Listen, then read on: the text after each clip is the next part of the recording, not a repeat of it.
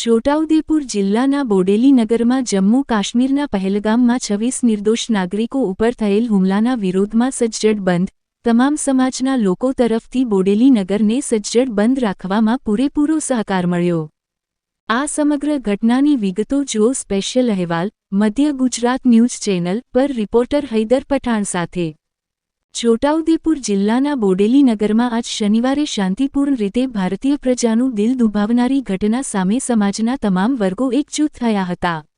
જમ્મુ કાશ્મીરના પહેલગામમાં 22 એપ્રિલ 2025ના રોજ આતંકવાદીઓ દ્વારા કરવામાં આવેલ ભયાનક હુમલામાં 26 નિર્દોષ લોકોના મૃત્યુની ઘટના સામે બોડેલીના હિન્દુ અને મુસ્લિમ સમાજ, વેપારી મંડળ તેમજ વિવિધ સામાજિક સંસ્થાઓએ કંડારેલું સજ્જડ બંધ સમગ્ર નગરમાં પૂર્ણ સમર્થન સાથે સફળ રહ્યો।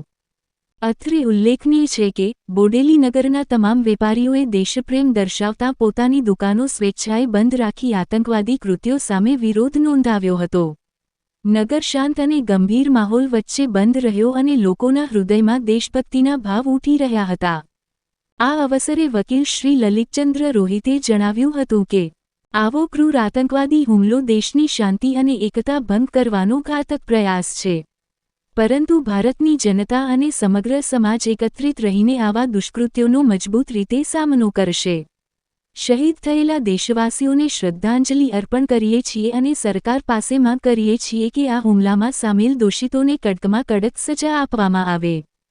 આ અવસરે અનેક સામાજિક આગેવાનો, મૌલાનાઓ, વેપારી સંગઠનના પ્રતિનિધિઓ તથા યુવાનો મોટી સંખ્યામાં ઉપસ્થિત રહી બંધને સહકાર આપ્યો હતો।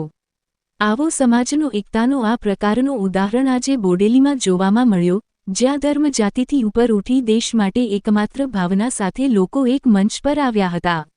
રિપોર્ટર હૈદર પઠાણ, બોડેલી। કાશ્મીરની અંદર જે આતંકવાદી ઘટના બની અને એની અંદર 28 જેટલા લોકો સ્વર્ગસ્થ થયા, એવા પવિત્ર તમામ આત્માને અમે શ્રદ્ધાંજલિ આપીએ છીએ। અને સાથે સાથે આજે બોડેલી શહેર સમગ્ર જડબે સલાક, કાલે કોલ આપવામાં આવ્યો તો તમામ આગેવાનો દ્વારા આજે જડબે સલાક એ બંધ રહ્યું છે। આ બાબતે અમે ભારત સરકારને પણ વિનંતી કરવા માંગીએ છીએ કે હવે પાકિસ્તાનનો ભૂક્કો બોલાવવાનો સમય આવી ગયો છે।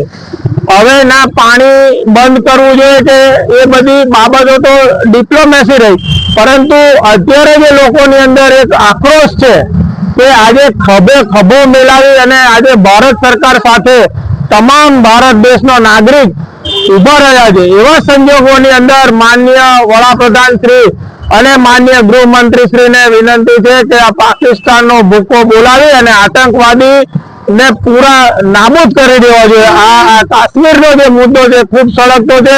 અસંખ્યવાર લોકોએ મરવાનો વારો આવ્યો છે, અસંખ્યવાર લોકોને મારી નાખ્યા છે। એવા સંજોગો આપણા સૈનિકો શહીદ થયા છે, આપણા કેટલા સિવિલિયન શહીદો થયા છે। આવી ઘણી ઘટનાઓથી દેશ દાઝી રહ્યો છે। તો આ તબક્કે અમારી એક જ માંગણી છે સરકાર પાસે કે આ પાકિસ્તાનનો ભૂક્કો બોલાવી અને તમામ બીજા દેશોને પણ દાખલારૂપ બનાવવા માટે અમારી વિનંતી છે। બોડેલી સજ્જડ બનશે। તમામ નાગરિકોનો જે સહકાર છે બોડેલી શહેરને, એ દરેક આવા કાર્યક્રમોની અંદર ખભે ખભો મિલાવી અને સરકાર સાથે ઉભા રહ્યા છે, દેશના નાગરિકો સાથે ઉભા રહ્યા છે, વડાપ્રધાન શ્રી સાથે ઉભા રહે અને એમનો જુસ્સામાં વધારો થાય અને એમને તાકાત મળે એવી આજે આ બોડેલી દાખલારૂપ બંધ રહ્યું છે। એ બદલ તમામ વેપારીશ્રીઓ અને તમામ નાના મોટા ગલ્લા લારીના આગેવાનોને આ તબક્કે દરેક સમાજના વ્યક્તિઓનો પણ આભાર। લલિતચંદ્ર રોહિત।